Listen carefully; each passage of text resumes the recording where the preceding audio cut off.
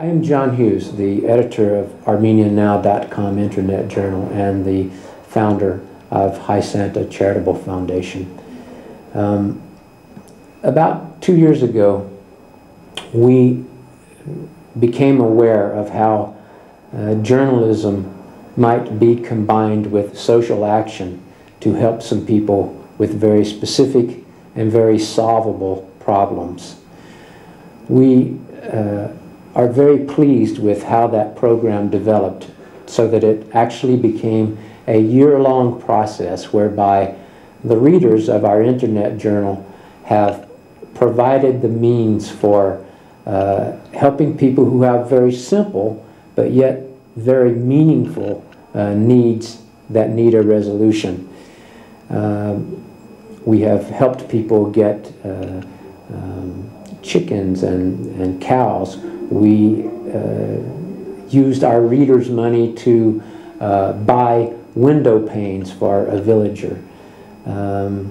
Someone helped one of our subjects get artificial limbs because she had lost her limbs during the war in Karabakh. These are very essential situations that can immediately be addressed when the desire to help someone is met with a means for doing it.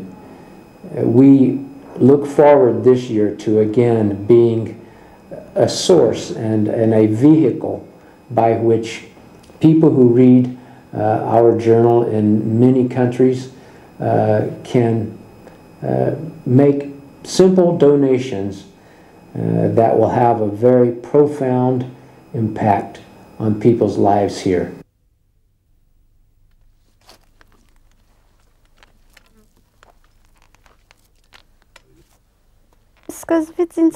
It was difficult for me in the beginning. I was getting depressed with my situation. I couldn't get along with being myself. Then I did. What had happened was already a fact, and I can't change it. Now, thanks God, everything is much better. We are on our own. Resident of Kovskan, Lernahi Soyan, does her best not to remember the tragedy that happened to her. The explosive burst up in her house threatened her two small boys. There was no time to think, only a few seconds, and Lernahi's life changed drastically.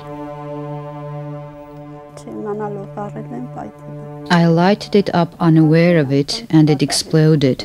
The same could happen to my children. My condition would be worse in that case if I saw my child sick. It happened to me, and you know what? One can stand his own pain easier than that of a close one. I'm glad it has happened to me. I can stand my pain. Lernahi remembers the hard days in Yerevan when she was on one hand adjusting to the new situation and was trying to keep herself and her two sons on the other. We were in a critical situation. I was likely to lose children. I had to move to Lachin. I moved to Lachin with my sister's help. In a small village of Varkunis in Kashatak region, Lernahi created a small library that has always been with her when she moved to other settlements. My books, all of them are unique to me and dear. Not that I like the authors. The author also is dear to me. Those who have presented me the books also make them dearer to me. Even more, I ask those who present me the books to leave signatures in them, at least in order that the reader knows who has brought the present. My library is my life. The most important thing is that we know we work. Lernahi never considered herself disabled, nor does she now. She does not want to separate herself from other people in any way. She says they are healthy people who have both legs and hands, but who, nonetheless, do not have many very important things, and nobody sees it.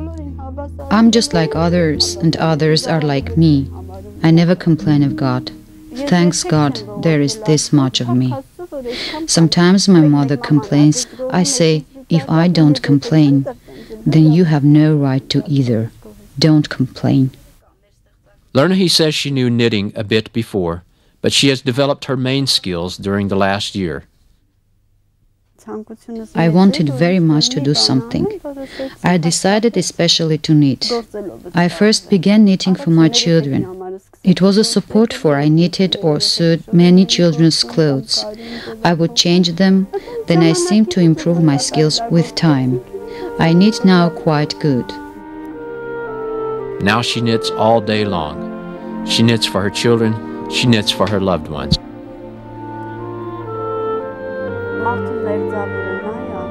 As for me, for example, the close one is the person who has helped me, who has been by my side in the most difficult moment.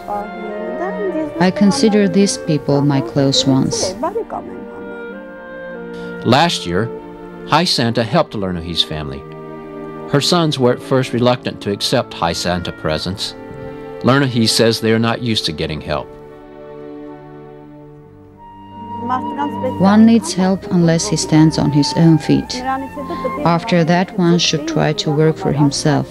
I have 2 children, but I don't let them take anyone's help. They have to work themselves and spend whatever they have earned. Lernahe believes she should be mutual, and one cannot get help all the time while others are ignored. I don't accept the notion of help.